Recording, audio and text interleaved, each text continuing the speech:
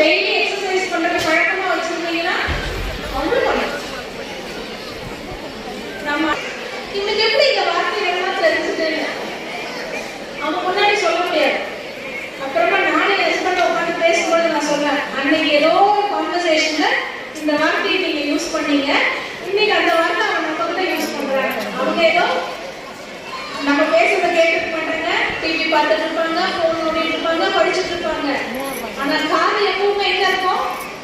வீட்டுல இருக்கிற பெரியவங்க என்ன பேசிட்டு இருக்காங்கிறதோட இருக்கும்.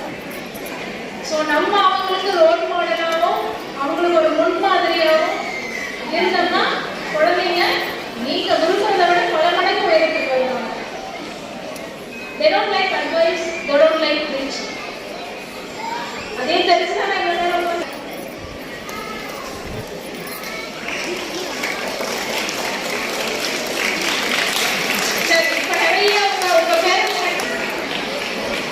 ஸ்கூல்ல உங்க டீச்சர் சொல்லுவாங்க, இந்த மாதிரி படிங்க, ஒரு கெமிஸ்ட்ரி ஃபார்முலா இருக்கு, டெஸ்ட்ல கெமிஸ்ட்ரியில பை. நான் என்னடா யூனிட் டெஸ்ட் போய் பெரிய இருக்கு அப்படின்னு, ஏன்னா அந்த வருஷம் ஃபுல்லா balancing of equations. Any chemistry teacher, science teacher will agree, நீங்க அதை எழுதி பார்த்தா மட்டும்தான் உங்களுக்கு வரும். நீங்க 10 தடவை படிச்சீங்கன்னாலும் அது என்னமோ k1/4 பிளஸ் எதை போட்டாலும் ஃபார்முலா ஞாபகம் இருக்கும். பேலன்சிங்னா என்ன? அது 2k1/4 1k1/4ன்றது எப்போ வரும்? நீங்க எழுதி பார்த்தீங்கன்னா தான் வரும். நான் அந்த ஃபார்முலா எழுதி நீங்க ஸ்கூல்ல டீச்சர் சொன்னாங்க இம்போசிஷன் கொடுப்பாங்க, அது மாதிரி 5 times 10 times எழுத வச்சேன். Next time he got full marks. இது யாரு? உங்க டீச்சர்ஸ் உங்களுக்கு சொல்லி கொடுக்குறது. கிளாஸ் ஒர்க்ல எழுதிட்டீங்க, திரும்ப எதுக்கு ஹோம்வொர்க் பண்ணு? இந்த லீவ் விடுற அன்னைக்கு குவார்டர் லீவ், ஹாஃப் இயர்லி லீவ்ல திரும்ப क्वेश्चन பேப்பர் எழுதிட்டு வந்தது, இதெல்லாம் எதுக்குன்னு நினைக்கிறீங்க?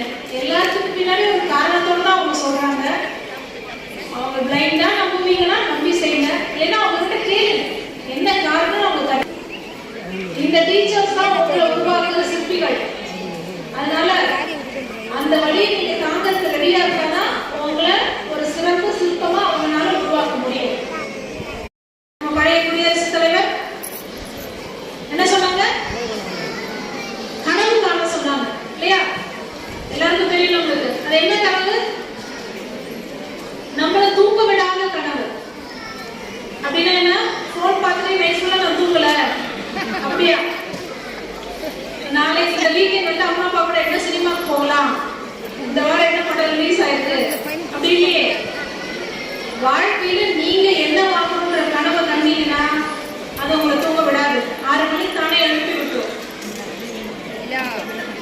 அந்த கனவை நோக்கி நீங்க போகணும்னு நினைச்சீங்கன்னா கட்டாயமா அதுக்குரிய உழைப்ப நீங்க கொடுக்கணும்.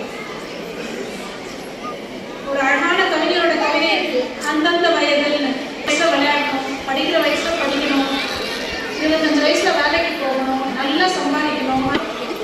உங்களோட வேலை இந்த வயசுல ஏதாவது வேற வேலை இருக்கா? குழந்தைங்களுக்குலாம் வேற வேலை இருக்கா? டெய்லி நான் வேலைக்கு போகணும் அப்படின்னு நம்ம ஜாலியா இருக்கு இந்த வயசு மட்டும்தான். அதை படிக்க மட்டும் செய்யணும்.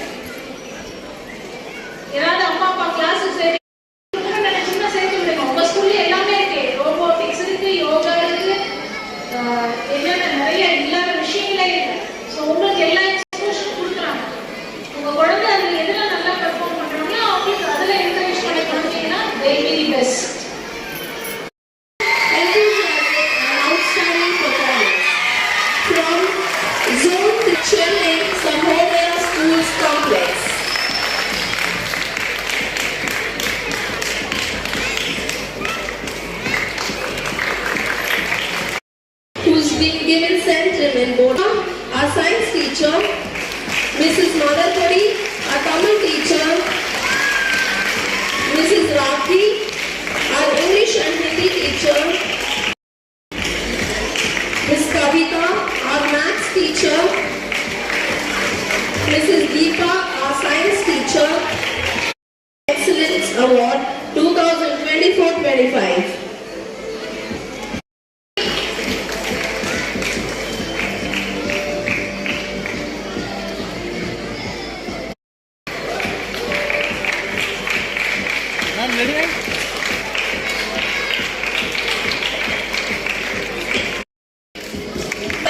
Rakshan, Afseen Agrawati,